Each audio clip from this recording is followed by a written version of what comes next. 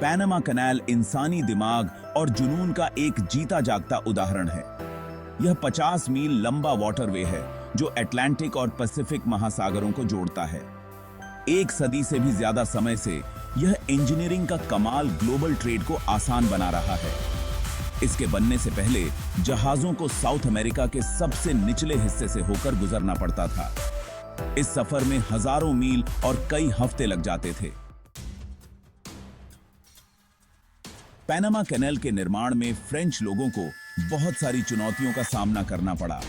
बीमारियों, खासकर मलेरिया और येलो फीवर ने वर्कफोर्स को तबाह कर दिया।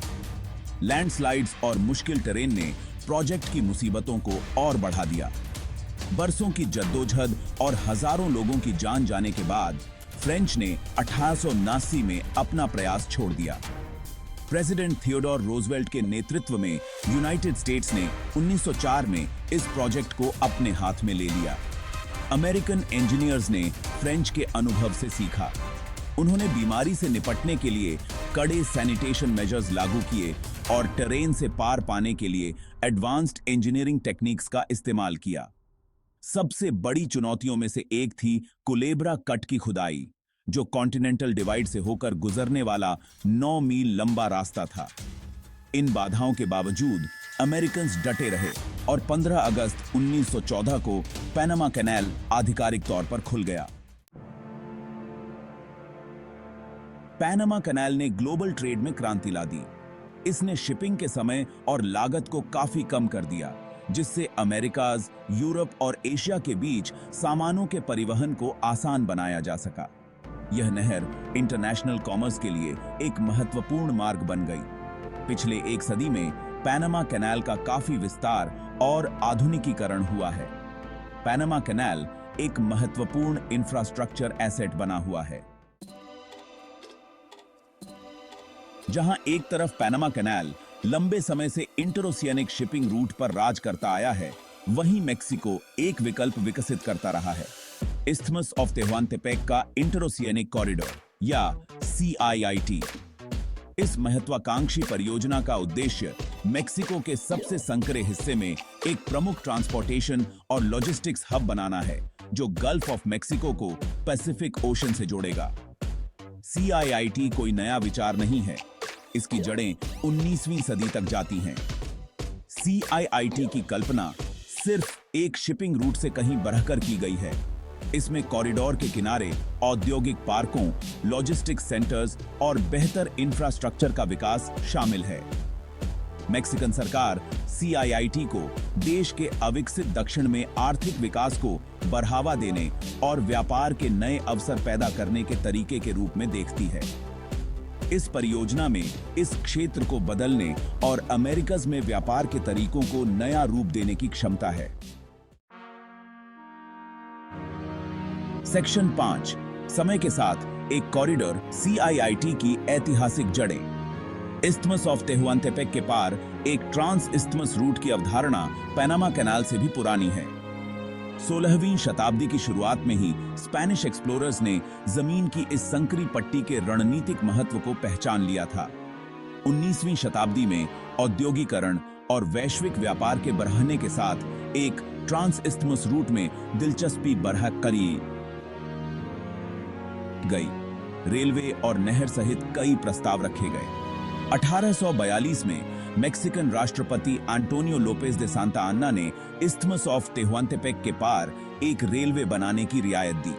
हालांकि राजनीतिक अस्थिरता और वित्तीय कठिनाइयों ने परियोजना की प्रगति में बाधा डाली। इन असफलताओं के बावजूद तेहुआंतेपेक रेलवे को आखिरकार 1907 में पूरा कर लिया गया, जिससे गल्फ ऑफ मेक्सिको और पैसिफिक ओशन के बीच एक महत्वपूर्ण कड़ी जुड़ गई। इनकर साहब का बात में पाउन कड़ी पैका के 2 ओसी 7 तिरन है। सेक्शन 6, सपने को पुनर्जीवित करना। CIIT का आधुनिक विकास। 20वीं सदी के अंत में इस्थमस ऑफ तेहुआंतेपेक के पार एक आधुनिक इंटरोसियनिक कॉरिडोर के विचार ने गति पकड़ी। 1990 के दशक में मेक्सिकन सरकार ने प्लान पुएब्ला पैनामा शुरू किया, जो एक महत्वाकांक्षी क्षेत्रीय विकास योजना थी, जिसमें दक्षिणी मेक्सिको में एक ट्रांसपोर्टेशन कॉरिडोर का विकास शामिल था। इस पहल ने CIIT के लिए जमीन तैयार की।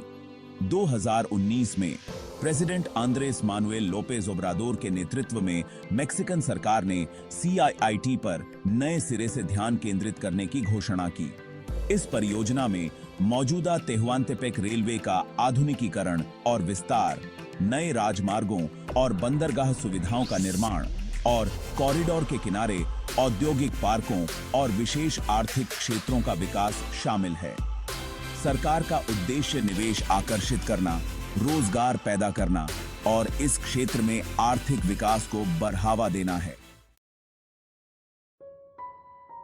सेक्शन 7, क्षितिज पर चुनौतियां, विवाद और बाधाएं। जहां एक तरफ CIIT में अपार संभावनाएं हैं, वहीं यह महत्वपूर्ण चुनौतियों का भी सामना कर रहा है। एक बड़ी बाधा इंफ्रास्ट्रक्चर में बड़े पैमाने पर निवेश की जरूरत है। तेहुआंतेपेक रेलवे को अपग्रेड करने, नए राजमार्ग और बंदरगाह बनाने और औद्योगिक पार्क विकसित करने के लिए अरबों डॉलर की आवश्यकता होगी। आवश्यक धनराशि हासिल करना और उसका कुशल आवंटन सुनिश्चित करना परियोजना की सफलता के लिए महत्वपूर्ण होगा।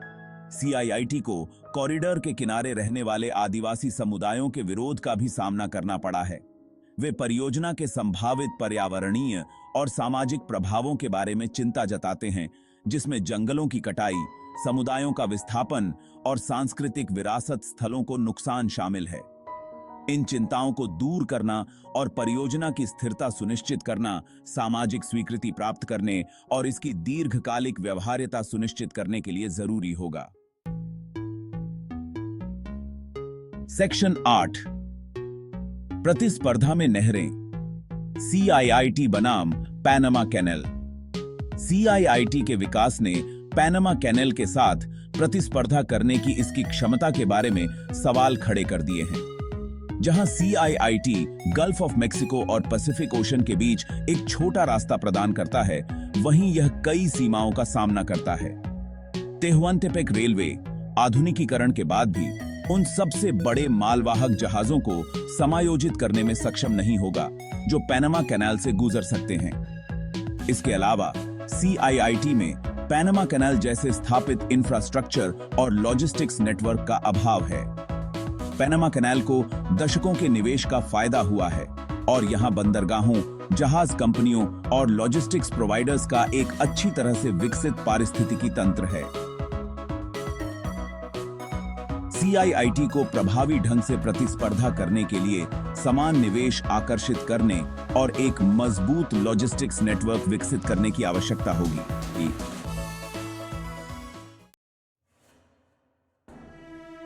व्यापार का एक नया युग। CIIT के संभावित प्रभाव। CIIT में अमेरिकाज में व्यापार के तरीकों को नया रूप देने की क्षमता है। यह कॉरिडोर एशिया और उत्तरी अमेरिका के पूर्वी तट के बीच कुशल और किफायती रास्ता प्रदान कर सकता है। यह अमेरिकाज के भीतर व्यापार को भी बढ़ावा दे सकता है। CIIT की सफलता निवेश आकर्षित करने पर निर्भर करेगी और सामाजिक चिंताओं को दूर करने पर। यह इस्थमस ऑफ तेहुआंतेपेक को एक प्रमुख वैश्विक व्यापार केंद्र में बदल सकता है। सेक्शन 10, निष्कर्ष। एक साथ जुड़ा भविष्य। पैनामा कैनाल और इस्थमस ऑफ तेहुआंतेपेक का इंटर-ओशियानिक कॉरिडोर वैश्विक व्यापार के लिए दो अलग-अलग लेकिन आपस में जुड़े हुए प्रवेश द्वार हैं। पैनामा कैनाल अपने इतिहास और स्थापित इंफ्रास्ट्रक्चर के साथ अंतरराष्ट्रीय वाणिज्य में महत्वपूर्ण भूमिका निभाता रहेगा। CIIT चुनौतियों का सामना करते हुए भी क्षेत्रीय और वैश्विक व्यापार में एक महत्वपूर्ण भागीदार के रूप में उभरने की क्षमता रखता है, खासकर यदि यह अपने छोटे रास्ते का लाभ उठा सके और निवेश आकर्षित कर सके। इन दोनों इंटर-ओशियानिक रूट्स का भविष्य सीधे प्रतिस्पर्धा के बजाय सहयोग का होने की संभावना है। वे एक दूसरे के पूरक हो सकते हैं, जिससे जहाजरानी कंपनियों को कई सारे विकल्प मिलेंगे और अमेरिकाज में ज्यादा से ज्यादा व्यापार और आर्थिक एकीकरण को बढ़ावा मिलेगा। दोनों परियोजनाओं की सफलता निरंतर निवेश, नवाचार और सतत विकास के प्रति प्रतिबद्धता पर निर्भर करेगी।